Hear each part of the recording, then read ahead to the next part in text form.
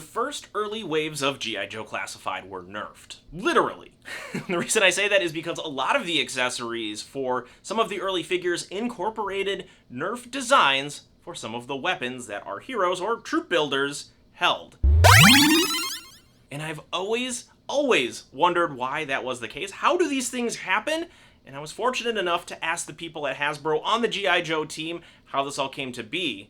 And I asked them 3 questions, and I have 3 answers. The last question, of course, being, are we going to be seeing more of this in the future? We're gonna have to stay tuned for that reply. So first, let's talk about the early waves of the G.I. Joe Classified series. Right now, we're kind of in the era where it's a little more true to the Real American Hero line. But the early waves of G.I. Joe Classified took the figures that we all knew and loved and modernized them a little bit in a little more sci-fi, which, if you've been watching any of my videos for any length of time, you know that's something that I really enjoy, sci-fi stuff.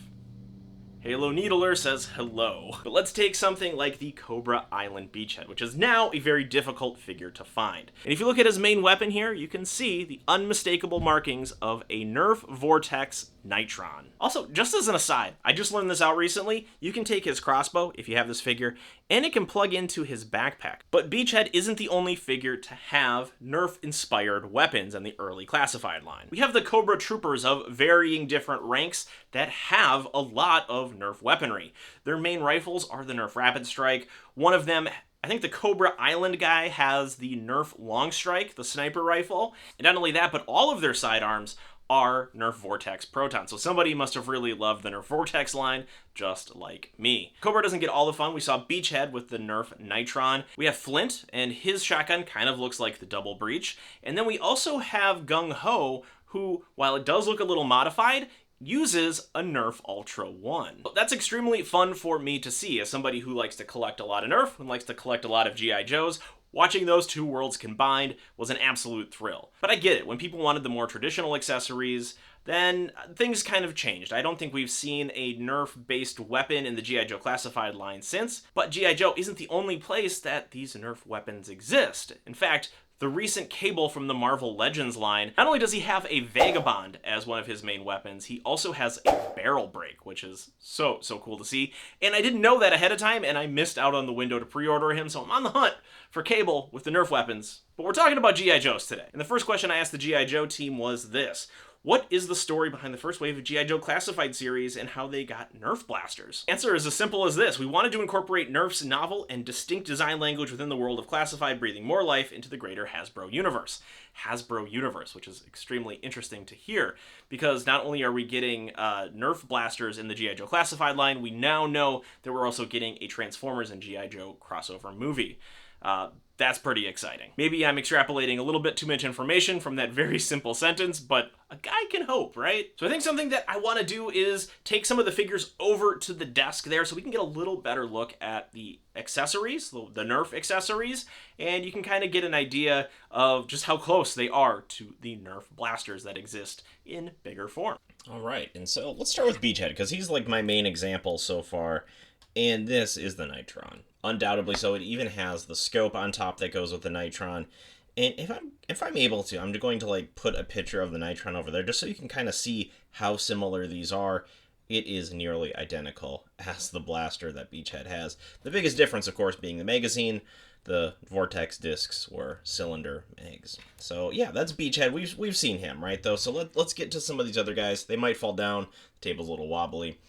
We're going to do Flint next, and I forgot just how much I actually like this figure.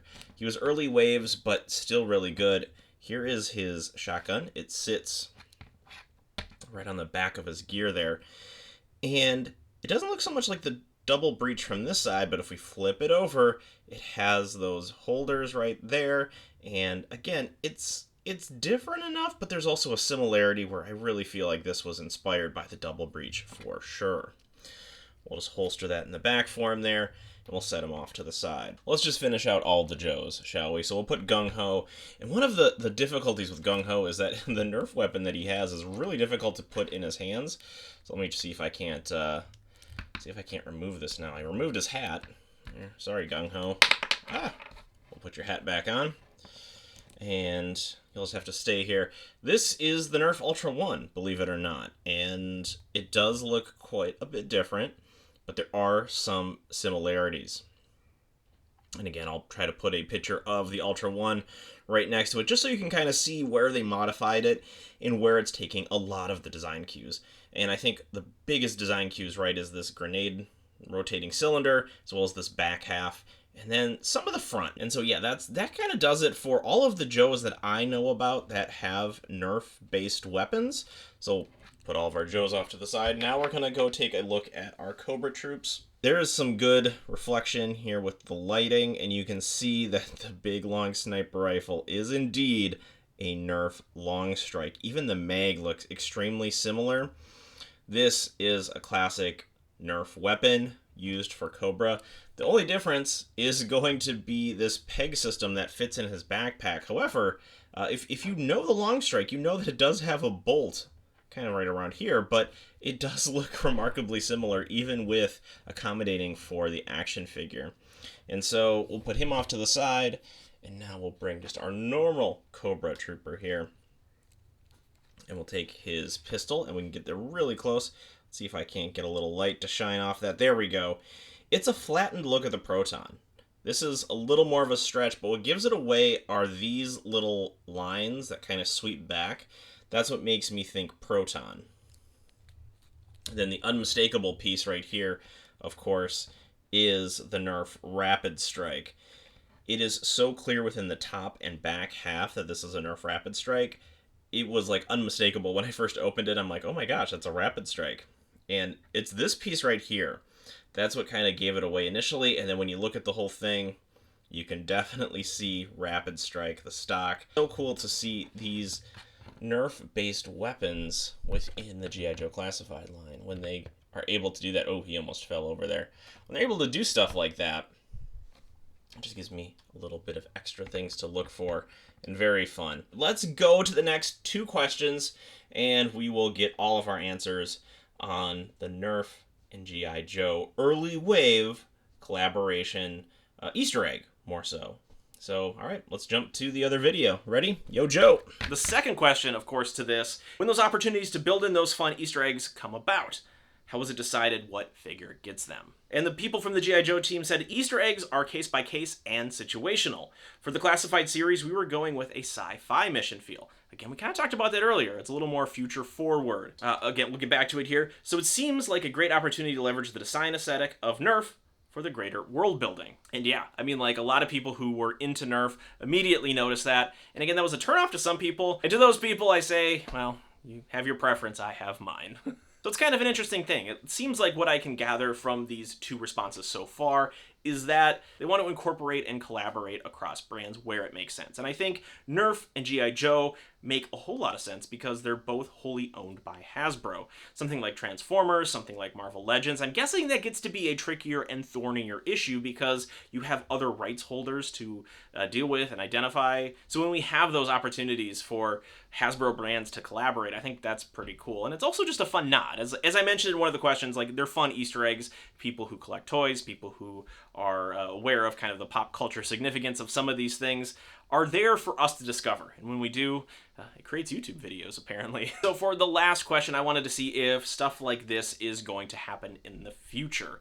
And from all indication, like, it seems like they're going for a very more traditional route with a lot of the accessories. So I asked the question this. There's a history of Battle Gear accessory packs with G.I. Joe. What are the odds of getting themed kits for those whose collecting interest Venn diagram of Nerf and G.I. Joe is a perfect circle?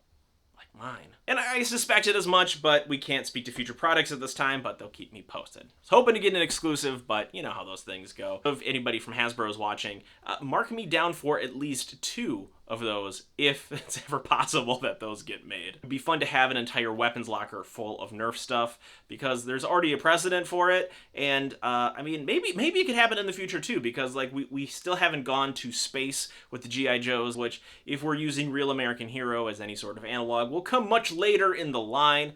But there is hope for Nerf blasters in the future, and hopefully, if this gets a lot of traction, and we all of a sudden find fans of all the Nerf accessories for the early G.I. Joe Classified series, maybe we can make the change we want. I hope this was informational for you. It was for me. I was really curious about where the Nerf idea, the Nerf Easter eggs came from with the G.I. Joe world, and I think this provides a little bit of context for it. So be sure to leave a comment about what is your favorite style of weapon for the G.I. Joe Classified series in the comment section, because I'm curious, am I one of the few people who enjoyed the Nerf blaster accessories, or are there more of us out there? If you got to this point in the video and you like collecting G.I. Joe, Nerf, pop culture, toys, action figures, all that kind of fun stuff, be sure to hit that follow button. Because if you're somebody who likes to find the connection between the Easter eggs in toy lines, you're going to want to watch future videos. Thank you so much for watching. See you next time.